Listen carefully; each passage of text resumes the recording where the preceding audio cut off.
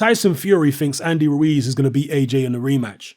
He also thinks that Andy Ruiz will always beat AJ. That he's AJ's kryptonite, basically. He's AJ's nemesis, his bogeyman or boogeyman, as they say it in the United States. Nathan Gorman believes something similar. And remember, Nathan Gorman was somebody who gave Ruiz a real good chance before the fight. And he says AJ's still a formidable talent. He's certainly not writing AJ off like so many people are and saying that he's a hype job. No, Nathan Gorman says AJ's still a formidable talent, but Andy Ruiz just has a particular style that AJ cannot deal with, and he thinks that Ruiz is going to win the rematch too. So let me quote the Gypsy King directly here and then pick up on a couple of points that he makes. He says, I think even in the rematch he'll lose again. Styles make fights, and I think Andy Ruiz is all wrong for him. I looked at Joshua walking in, and he didn't have no water, no sweat going into the ring. I said, this guy is going to get knocked out, and this is before the fight started. And then it happened. And I knew he couldn't box that style. Even in the rematch, this was wrong and this was wrong. But Joshua's style and Ruiz's style don't go together. Andy will always beat AJ in my opinion. If you look at Joshua's physique, he didn't look underprepared for him. It means nothing. It's not the dog in the fight, it's the fight in the dog. I looked at Joshua and I seen he didn't want to be in the ring on the night. He was looking away and seemed to have other things on his mind. When fighters travel and go into the other guy's backyard, they feel intimidated. So those are the words of the Gypsy King. Now let me pick up on a couple of things that he said here. First of all, he's talking about styles make fights and that Ruiz might just have a style that's AJ's kryptonite. That could be the case. Maybe, maybe not. We'll find out in due course. But you do have situations in boxing where there's one particular fighter who you just can't get to grips with. And you might have beaten fighters who are better than him before. You might beat fighters who are better than him after. You might have beaten guys who have beaten him. But somehow, whenever you fight him, he just manages to beat you. It's the strangest thing. One example would be Vernon Forrest, who was a very good welterweight back in the days, RIP. Vernon Forrest beat Shane Mosley. But then he got beat by Ricardo Mayorga. Ricardo Mayorga, if you look at his style, if you look at his achievements before and after, he should have never been beaten Vernon Forrest. But somehow he did. And Vernon Forrest just couldn't get to grips with him because even in the rematch, Mayorga beat him again. Another example would be Hasim Rahman, the former undisputed world heavyweight champion.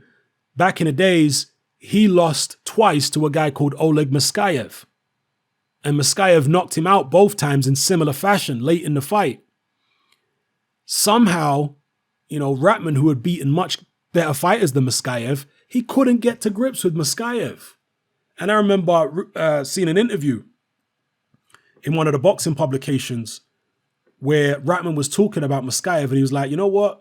If we fought for a third time, he'd probably knock me out again. I've beaten better guys than him, but somehow he just has my number. I don't know what it is. He's just got this weird style. And probably the most famous example would be Muhammad Ali and Ken Norton. Because although Ali has 2 official wins over Norton and 1 loss, many people who have seen all 3 Ali Norton fights believe that Ken Norton won all the fights.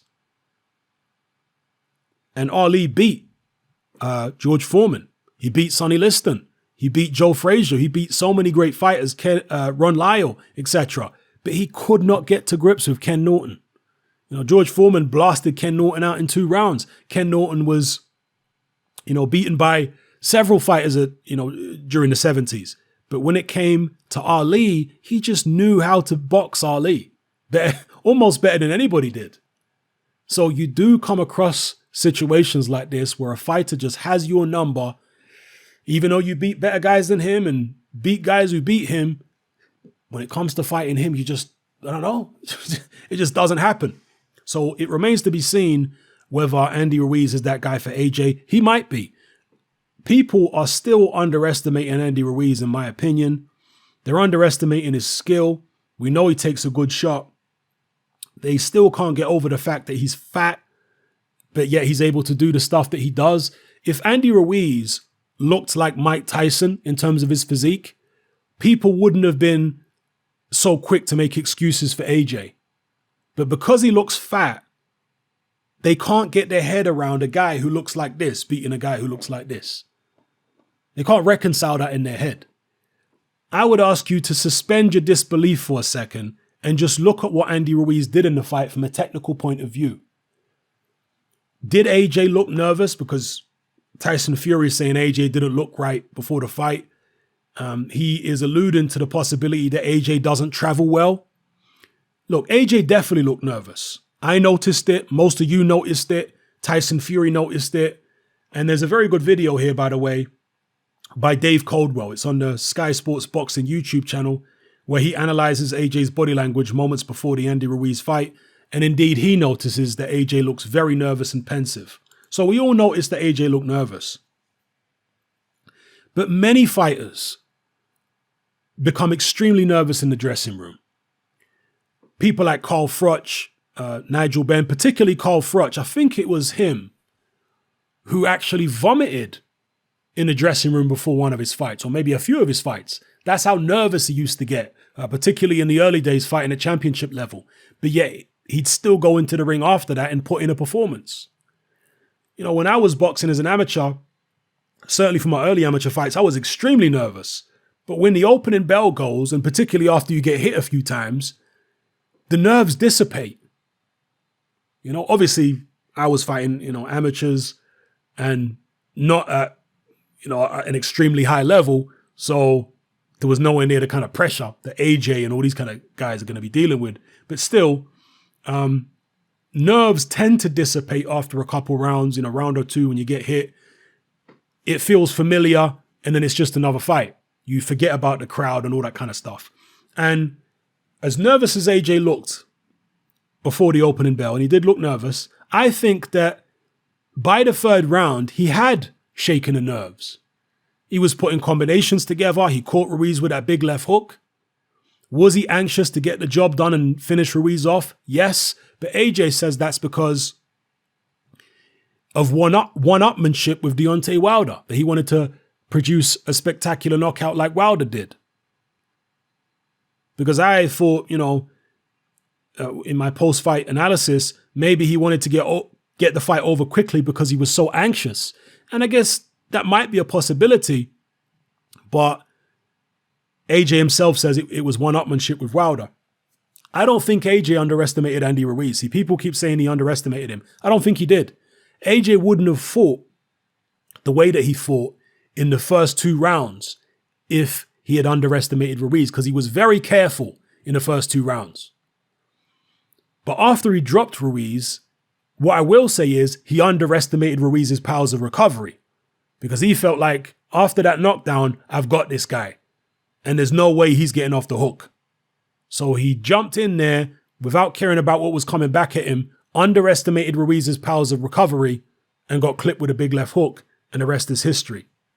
So I don't want to take anything away from Andy Ruiz or AJ underestimated this, that, and the other. He underestimated his powers of recovery. That's what I'll say. But other than that, I don't think he underestimated him.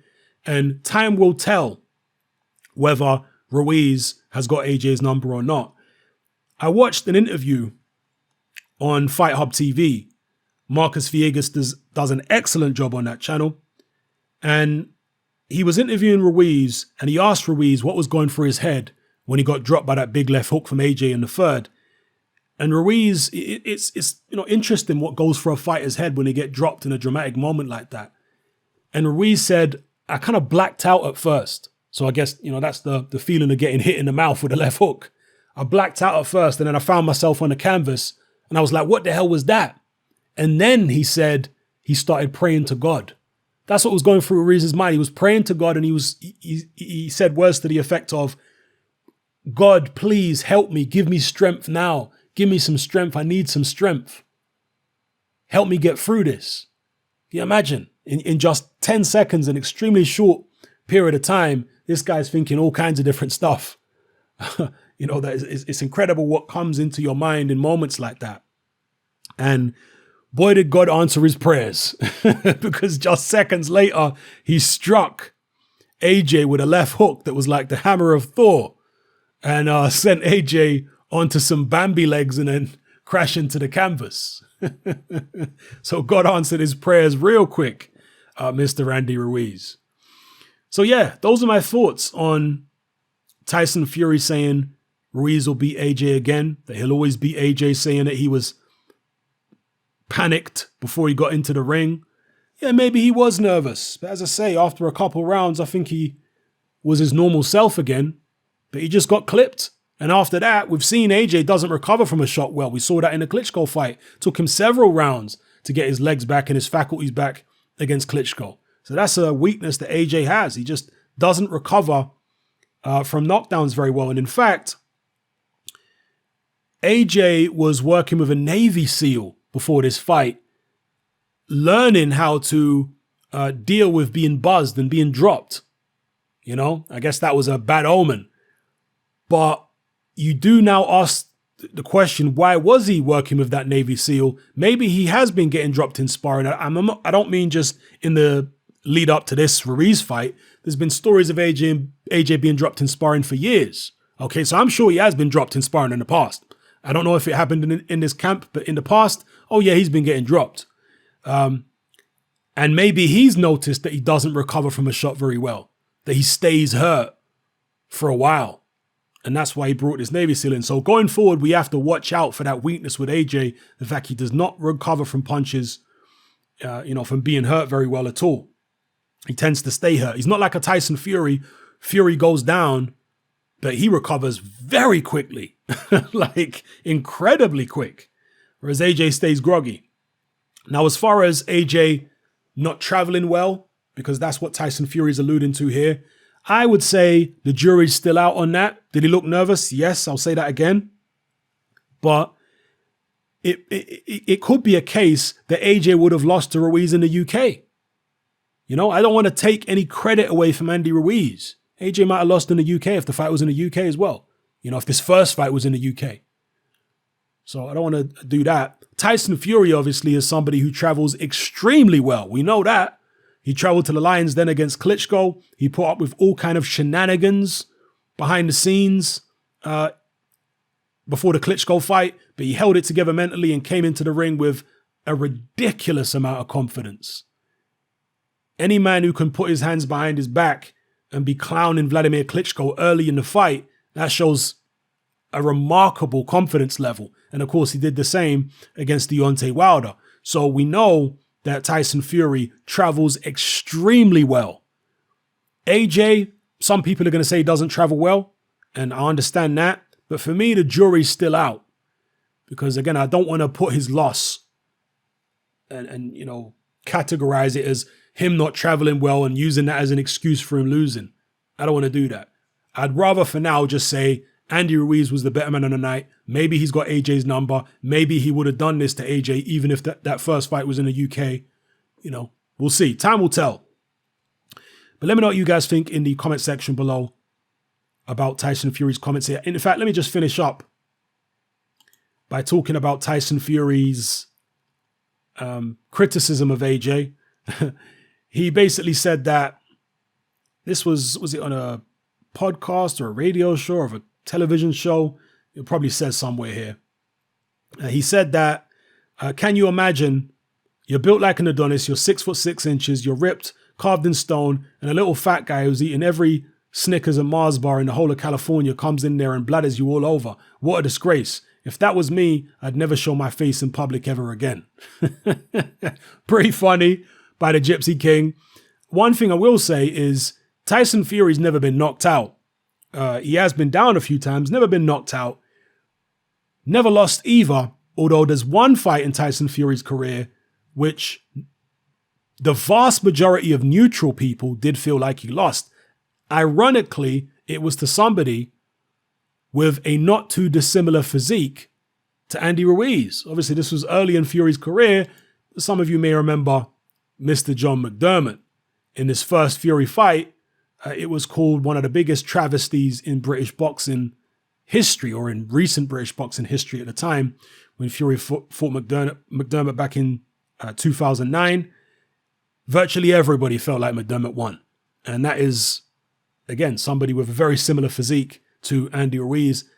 Tyson Fury didn't go into hiding, although he didn't get bladdered, he didn't, get knocked out or anything like that. He might have lost unofficially, but he certainly didn't get, splattered all over the ring like Anthony Joshua did, to be fair. So that is a bit of a difference there. But be that as it may, I'll also be doing a video which I'll post in my Facebook boxing group, where I'm going to do my own commentary and my own analysis of the AJ Ruiz fight. Okay, because there is a version of this fight you can find on Daily Motion that has no commentary on it, which is very, very useful for people wanting to do analysis. So if you're not a member of my Facebook boxing group, make sure you go over there and join. And particularly if you're interested in viewing and hearing my analysis of this particular fight.